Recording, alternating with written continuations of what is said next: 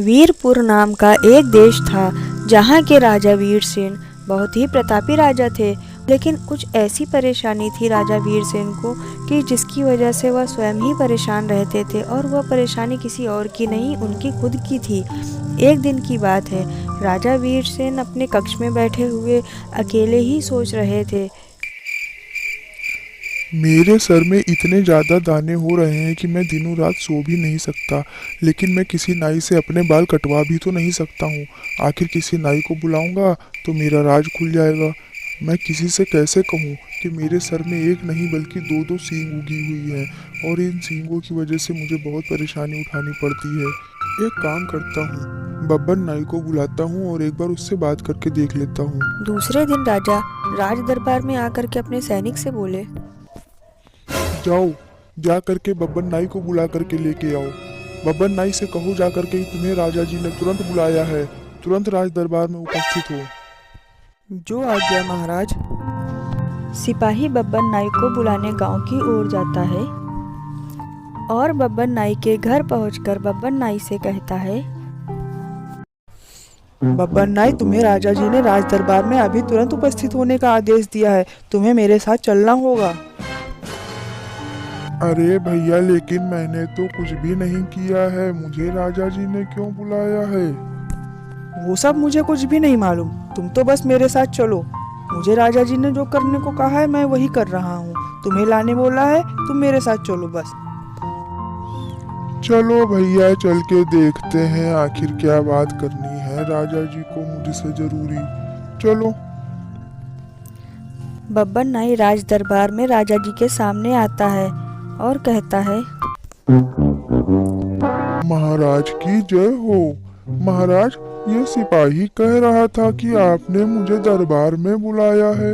आपने मुझे दरबार में क्यों बुलाया है? मुझसे आपको कौन सा काम है इतना ज्यादा जरूरी? और मैंने तो कुछ किया भी नहीं है। अरे बब्बन नाई, मैंने तुम्हें किसी चीज की सजा देने के लिए नहीं बुलाया है। अरे भाई, तुमने कोई अपराध नहीं किया है। मैंने तो तुम्हें बस यूं ही बुलाया है। तुमसे कुछ जरूरी बात करना चाहता हूँ मैं। मेरे संग मेरे कक्ष में चलो, मुझे तुमसे कुछ जरूरी बात करनी है जो मैं किसी और से नहीं कर सकता हूँ। बस मैंने तुम्हें इसीलिए बुलाया है और तुम बेकार ही में डर रहे हो। महाराज, सच में अगर ऐसी बात है तो ठीक है, मैं तो डर ही गया था। अरे नहीं नहीं नहीं, डरो नहीं, आओ मेरे साथ, मेरे कक्ष में चलो। महाराज और बब्बन नाई दोनों कक्ष में जाते हैं और फिर महाराज अपनी सारी बात बब्बन नाई को बताते हैं। बब्बन नाई, मेरी बात ध्यान से सुनो। मेरा एक राज है जो मैं तुम्हें बताने जा रहा हूँ आज, जो आज तक मैंने किसी को नहीं बताया। लेकिन ध्यान रखना, मेरे और तुम्हारे सिवा अगर ये बात किसी और को पता चली या मैंने किसी से सुनी तो तुम्हें मैं फांसी की सजा जरूर दूंगा। इस बात को हमेशा ध्यान रखना। अब कहो, मैं तुम्हें बताऊं? जी महाराज, आप निश्चिंत होकर के मुझे अपनी बात बता सकते हैं। मैं किसी से कुछ भी नहीं कहूँगा, कभी भी। बब्बन नाई, बात यह है कि मेरे सर पे एक नहीं बल्कि दो दो सींग हैं, जिसकी वजह से मैं बहुत परेशान रहता हूँ। सींग? क्या कह रहे हैं महाराज आप ये? सींग? भला इंसान के कहीं सींग होती है? हाँ बब्बन नाई, तुमने बिल्कुल सच सुना है। मेरे सर पे एक नहीं, दो छोटी छोटी सींग उगाई हैं, जिसकी वजह से मैं बहुत ज़्यादा परेशान रहता हूँ। मेरे बालों में बहुत ज़्यादा इन्फेक्शन और दाने हो गए, लेकिन मैं किसी से कुछ नहीं कह सकता हूँ, ना किसी को दिखा सकता हूँ, ना बता सकता हूँ। अब तुम ही बताओ मैं क्या करूँ? कोई बात नहीं महाराज, मैं वैद्य जी से दवाई ले आऊँगा और आपके सर पे लगा दूंगा। इससे आपके दाने ठीक हो जाएंगे, लेकिन उससे पहले आपके बाल हटाने पड़ेंगे सर से। बताइए, क्या आप बाल कटवाना चाहेंगे? अगर मैं बाल कटाऊंगा तो मुझे मुकुट उतारना पड़ेगा, और फिर तुम भी तो हंसोगे मेरी दोनों सींग देख करके। क्या तुम नहीं हंसी उड़ाओगे मेरी, ये तो बताओ। नहीं महाराज, मैं आपकी हंसी बिल्कुल नहीं उड़ाऊंगा। बल्कि मैं इस तरह से आपके बालों को काटूंगा कि किसी को पता तक नहीं चलेगा कि आपके बाल कटे हुए हैं। मैं आपके बाल सिर्फ उतनी जगह के हटाऊंगा जितनी जगह पर आपका ये मुकुट रहता है, और नीचे के बाल बिल्कुल कुछ नहीं करूंगा, जिससे कि किसी को पता भी नहीं चलेगा कि आपके बाल कटे हैं। तुम कहते हो तो ठीक है, लेकिन यहाँ नहीं, किसी जंगल में चलेंगे हम दोनों। वहाँ पर तुम ये काम करना जिससे किसी को शक भी नहीं होना चाहिए। राजा और बब्बन नाई दोनों जंगल की ओर चल दिए। बब्बन नाई, ये देखो, यह जगह बिल्कुल ठीक रहेगी। यहाँ पर कोई भी नहीं है, यही जगह ठीक रहेगी। आप कहते हैं तो ठीक है महाराज। बब्बन नाई मुकुट हटा करके देखता है कि सच में राजा के 2 सींग हैं, जिसकी वजह से बहुत हैरान हो जाता है और उसे हंसी भी आती है कि राजा के तो सच में 2 सींग हैं। लेकिन बब्बन नाई हंस नहीं सकता था, क्योंकि उसे मालूम था राजा फांसी की सज़ा दे देंगे। इसीलिए वह कुछ नहीं बोला। उसने चुपचाप राजा के बाल काटे, दवा लगाई और वापस मुकुट पहना दिया। राजा दरबार में चले आए और बब्बन नाई बाद में अपने घर जाने लगा धीरे धीरे। लेकिन अचानक बहुत ही बड़ी परेशानी हो गई। बब्बन नाई का पेट बहुत ज़ोरों से दुखने लगा, और कारण ये था कि बब्बन नाई को कोई बात हजम नहीं होती थी। बब्बन नाई एक चुगलखोर किस्म का इंसान था। बब्बन नाई जब तक ये बात किसी को बता नहीं दे, तब तक बब्बन नाई का पेट दर्द सही होने वाला नहीं था। अब बब्बन नाई क्या करे, वो किसी को बता भी नहीं सकता था। वो बहुत सोच में डूबा हुआ था। अब मैं क्या करूं? ये बात किसको बताऊं कि राजा के 2 सींग हैं? मैं जब तक किसी से बता नहीं दूंगा, मेरा पेट दर्द नहीं सही होगा। अब मैं क्या करूं? मैं तो बहुत बड़ी मुसीबत में फंस गया हूं। एक तरकीब आई मेरे दिमाग में। एक काम करता हूँ, मैं ये बात इस पेड़ को बता देता हूँ। ये कौन सा किसी से कुछ कहने जाएगा? ये तो यहीं पर रहेगा, ना कहीं आएगा ना कहीं जाएगा, और किसी से ना कुछ कहेगा। लेकिन मेरा पेट दर्द जरूर सही हो जाएगा। हाँ, यही ठीक रहेगा। बब्बन नाई उस पेड़ के पास गया और पेड़ से बोला, राजा के 2 सींग हैं, राजा के 2 सींग हैं। अब जाके आराम पड़ा पेट दर्द में। लेकिन एक दिन उसी जंगल में लकड़हारे लकड़ी काटने के लिए आए, और इत्तेफाक से लकड़हारों ने उस पेड़ को भी काटा जिस पेड़ से बब्बन नाई ने कहा था राजा के 2 सींग हैं। और फिर बाजार में वो लकड़ी बिकने चली गई, और उस लकड़ी से वाद्य यंत्र बनाए गए। उस वाद्य यंत्र में तबला और हारमोनियम भी थे। एक दिन राजा जी के दरबार में गीत संगीत का कार्यक्रम था, और वो वाद्य यंत्र जो उस लकड़ी से बने हुए थे, इत्तेफाक से कलाकारों के संग में वो भी साथ में आ गए राज दरबार में। गीत संगीत का कार्यक्रम शुरू किया जाए। जैसे ही हारमोनियम बजाने वाले ने हारमोनियम का बटन दबाया, हारमोनियम में से आवाज आने लगी अपने आप, राजा के 2 सींग है, राजा के 2 सींग है, राजा के 2 सींग है। हारमोनियम की आवाज़ सुनकर सभी आश्चर्यचकित थे। फिर मंजीरे वाले ने सोचा मैं बजा करके देखता हूँ।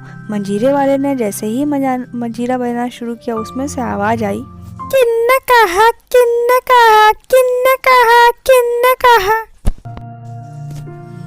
तभी तबले पे हाथ रखते ही तबला बोल पड़ा, बब्बन नाई ने कहा, बब्बन नाई ने कहा, बब्बन नाई ने कहा, बब्बन नाई ने कहा।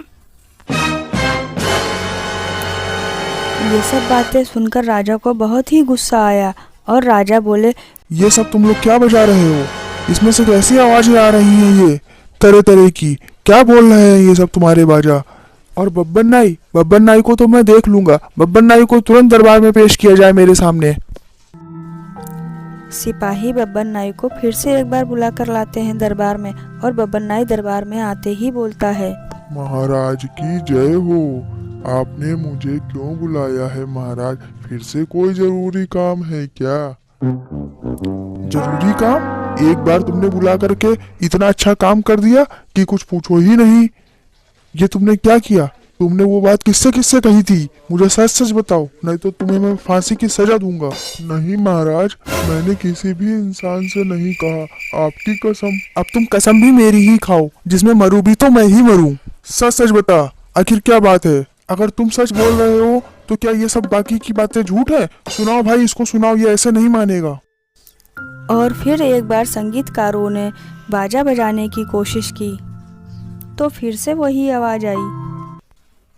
राजा के दो सींग है, राजा के दो सींग है, राजा के दो सींग है। किन्ने कहा, किन्ने कहा, किन्ने कहा, किन्ने कहा? बब्बन नाई ने कहा, बब्बन नाई ने कहा, बब्बन नाई ने कहा, बब्बन नाई ने कहा। अब तो तुम मानोगे? अब सही सही बताओ कि तुमने किससे कहा। जी जी जी जी वो महाराज, अरे महाराज, बात कुछ ऐसी है कि मेरे पेट में बहुत ज़्यादा दर्द होने लगा था। मुझे ये बात हजम नहीं हो रही थी और जब तक मैं किसी से ये बता नहीं देता मेरा पेट दर्द नहीं सही होने वाला था। तो मैंने सोचा किसी से कहूँगा तो कोई ना कोई आप तक खबर पहुँचा ही देगा, इसलिए मैंने वहाँ पर एक पेड़ से कह दिया। मैंने सोचा ये पेड़ कौन सा कहीं जाएगा किसी से कुछ कहने, और ये कहाँ किसी को कुछ बताने वाला। लेकिन महाराज, मुझे इसका अंदाजा बिल्कुल नहीं था कि ऐसा भी होगा। मुझे माफ कर दीजिए महाराज, मुझे माफ कर दीजिए। माफ कर दूं? तुम्हें माफ कर दूं? तुम्हें मालूम भी है तुमने क्या किया? तुम्हारी वजह से आज मुझे कितनी ज्यादा शर्मिंदगी उठानी पड़ रही है। अब मैं क्या करूं? तुम ही बताओ मैं क्या करूं। सैनिकों, इसे तुरंत फांसी पर लटका दिया जाए। नहीं महाराज, ऐसा मत करिए। पहले मेरी एक बात सुन लीजिए। अगर आपको मेरा सुझाव ना समझ में आए तो आप बेशक मुझे फांसी पर चढ़ा दीजिएगा, मैं कुछ भी नहीं कहूंगा, लेकिन एक बार सुन लीजिए। अब क्या कहना और सुनना बाकी रह गया है, वो भी बोल दो तुम अभी के अभी। महाराज जी, आपकी परेशानी की वजह ये आपकी सींग ही तो है, बस, और तो कुछ भी नहीं है ना। तो क्यों ना आपकी सींग ही हटा दी जाए, तो सारी परेशानी ही हमेशा के लिए खत्म हो जाएगी। आप मुझे एक मौका दे करके देखिए, मैं आपकी परेशानी को जरूर खत्म कर सकता हूँ। अच्छा, वो कैसे, ये बताओ। महाराज जी, एक काम करते हैं, किसी लोहार को बुलाते हैं और आरी से आपकी सींग को कटवा दिया जाए। अगर आपकी सींग कट जाएगी तो आपकी हमेशा की परेशानी और शर्मिंदगी दोनों दूर हो जाएंगी। फिर आप एक आम इंसान की तरह जीवन जी सकेंगे हमेशा के लिए। बात तो ठीक है तुम्हारी। ये सुझाव तुम्हें मुझे पहले ही देना चाहिए था ना। अब इतना कुछ हो गया, अब बता रहे हो। महाराज जी, अभी भी कुछ बना बिगड़ा नहीं है, आप एक बार करके तो देखिए, मैं इसमें आपकी सहायता जरूर करूंगा। ठीक है, फिर इंतजाम किया जाए। और फिर वहाँ से बब्बन नाई चला जाता है और एक लोहार को लेकर के वापस आता है और लोहार की सहायता से अकेले में अंदर कक्ष में जाके राजा जी के सींग काट दिए जाते हैं और राजा सींग कटवाकर बहुत ही ज़्यादा खुश हो जाते हैं। बब्बन नाई, आज तुम्हारी वजह से मैं बहुत प्रसन्न हूँ। तुमने मेरी पूरी जिंदगी ही बदल डाली है। मैं तुम्हें उपहार स्वरूप 5 एकड़ जमीन देता हूँ। आपकी जय हो महाराज, आपकी जय हो। आपने मेरी बात मान ली।